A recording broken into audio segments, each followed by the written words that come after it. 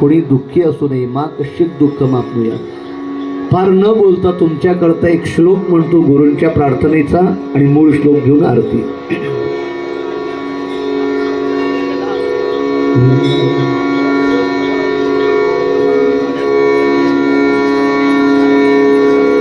आनंदात रहा शतायुषी असा कीर्ती मिळो उज्ज्वल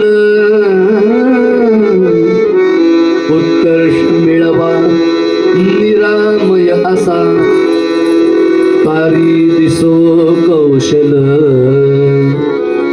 हो जीवन